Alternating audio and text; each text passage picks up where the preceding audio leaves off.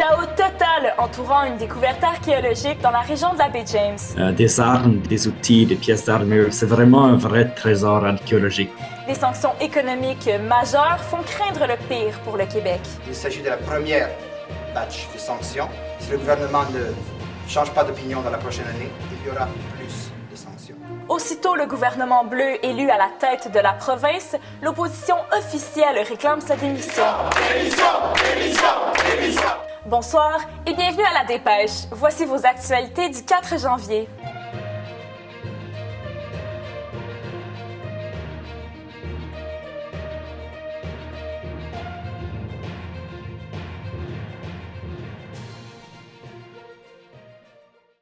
Ça bouge à l'Assemblée nationale. Sur le terrain, notre correspondant Paul Chibouilly.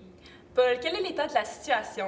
Oui, en effet, Claudia Fortin, la chef du gouvernement rouge, a demandé au président de la Chambre de convoquer le lieutenant-gouverneur général afin de demander la démission de son gouvernement. C'est une nouvelle qui réjouit l'opposition qui, depuis hier, réclamait la démission de ce gouvernement. Merci, Paul.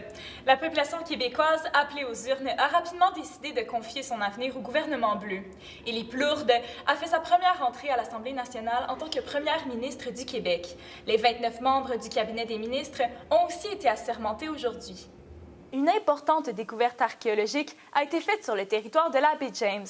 Seule embûche, elle repose sur un gisement de 10 millions de tonnes de granit qui regorge de lithium, totalisant une valeur de 100 milliards de dollars. Nous rejoignons notre envoyé spécial, Laurence Trahan, qui est dans la région de la baie James pour nous dresser le portrait de la situation. Je me trouve présentement à quelques mètres de cette découverte archéologique viking faite par des étudiants de l'Université Laval en collaboration avec une université d'Islande.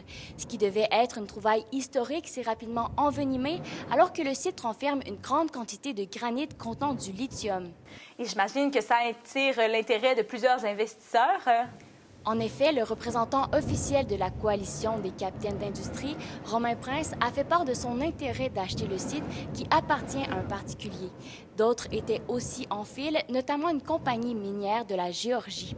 Un traité d'échange minier de 1955 stipulait notamment que le territoire en question lui appartenait. Autant le gouvernement que l'opposition officielle ont jugé le traité non applicable en 2024 en vertu de divers éléments législatifs. Et comment le gouvernement bleu a-t-il tenté de résoudre ce casse-tête? Au début de la crise, le gouvernement a mis du temps avant d'adopter une position solide.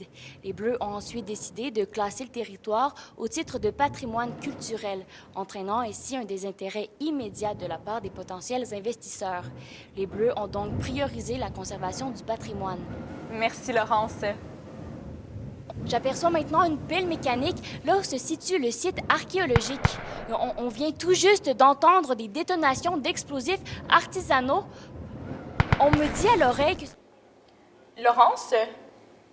Laurence? Nous venons de perdre la communication avec notre envoyé spécial.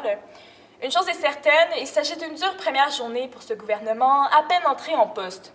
De nombreuses sanctions économiques ont été imposées au Québec à la suite de la gestion houleuse de cette saga. Ces sanctions sont une réponse à un bris du droit international.